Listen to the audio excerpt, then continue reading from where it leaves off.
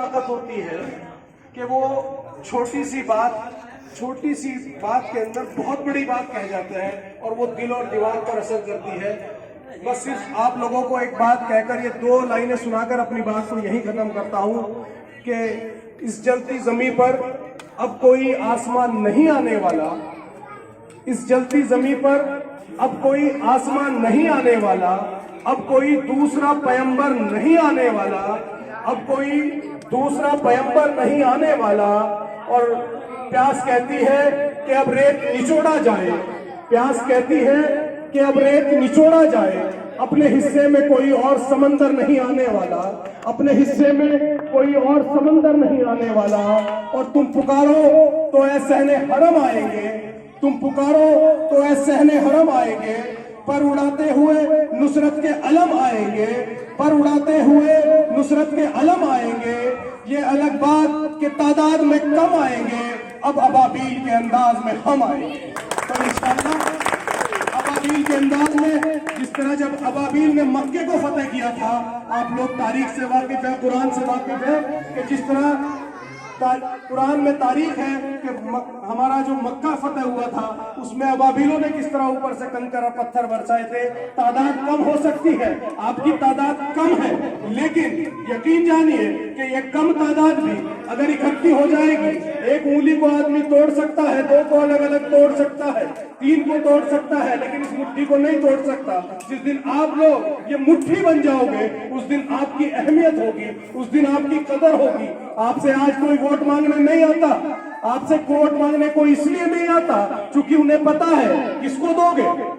इनके पास कोई सियासी पार्टी नहीं है, इनका कोई सियासी घर नहीं है, इसलिए आपसे वोट मांगने नहीं आता।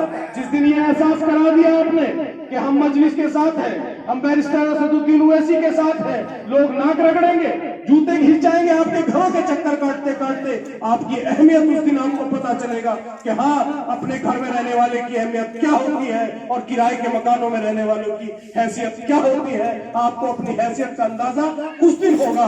तो मैं आप लोगों से अपनी बात को यही खत्म करता हूँ इस शेर के साथ कि उसूलों पर जहां चाहे टकराना जरूरी है, उसूलों पर जहां चाहे टकराना जरूरी है। जो जिंदा हो तो फिर जिंदा नजर आना जरूरी है, जो जिंदा हो तो फिर जिंदा नजर आना जरूरी है।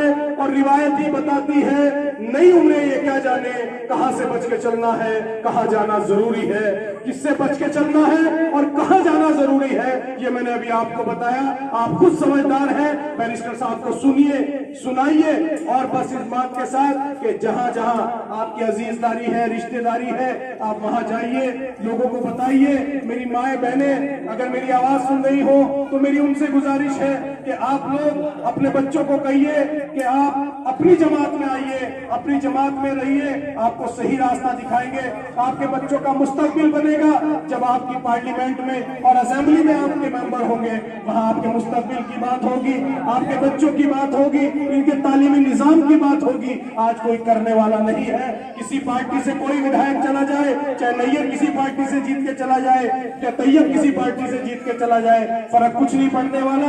वह पार्टी बोलती है, इंसान नहीं बोलता।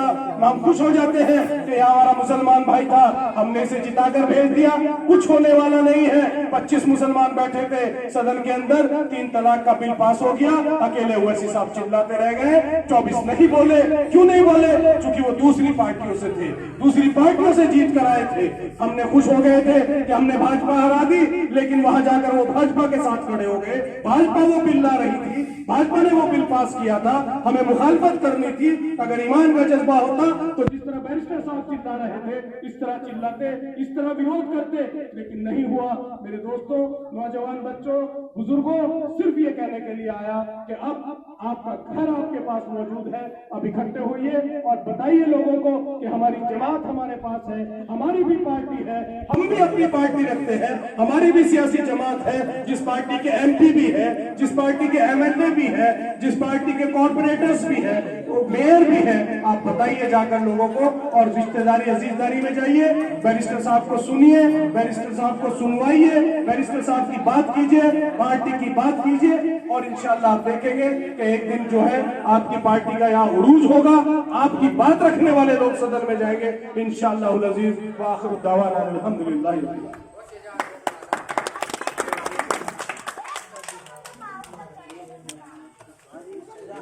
है।